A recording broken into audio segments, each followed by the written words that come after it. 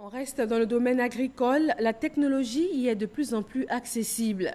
Les jeunes développeurs et entrepreneurs sont très créatifs en la matière. Une start-up ivoirienne a développé un capteur qui livre en temps réel des données sur la qualité du sol, le niveau d'arrosage et aussi la pluviométrie. Safiat Kouyaté et Cheikh Koné. Nous sommes au quartier Glokwa, dans la commune de Yopougon. Ici, le jeune Ayérébi Serge, agri-entrepreneur, met en valeur une petite parcelle de terre. À ses débuts, Serge rencontrait énormément de difficultés. Mais depuis, il s'est accommodé aux solutions numériques pour la gestion de sa parcelle. Il y a eu un problème d'arrosage. À quel moment il fallait arroser les plantes et quelle est la quantité d'eau qu'il fallait, quelle est la quantité d'engrais qu'il fallait, quelle dose il fallait. Ce boîtier noir, en plein cœur de la parcelle de Serge, est un capteur connecté basé sur Internet qui utilise l'intelligence artificielle. Toutes les informations relatives au diagnostic du sol, au suivi, au niveau d'arrosage et de dose d'engrais y sont numérisées et transmises à l'agriculteur via sa plateforme personnelle sur Internet ou par SMS en langue locale.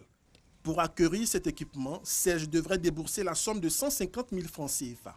Mais un mode de paiement souple lui a été proposé. Étant donné que je suis un petit agriculteur, je paye 2000 francs par semaine.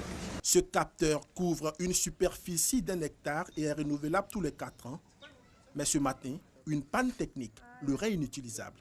Serge fait appel à la start-up conceptrice de l'équipement. On a constaté que vous n'arrivez pas à recevoir des données. Parce qu'aujourd'hui, normalement, c'est un jour où vous devez recevoir des données. Parce que vous devez prendre chaque 2 jours. Le boss de la start-up, c'est lui. Âgé de 25 ans, Alex Nomel est titulaire d'un master en système réseau informatique. Depuis 1 an, lui et son équipe ont conçu cet équipement afin d'aider les agriculteurs à réussir leur transition technologique et numérique.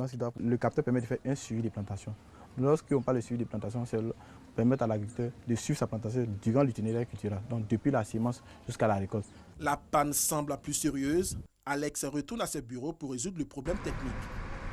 Ici, nous sommes au Dokui, dans la commune d'Abobo.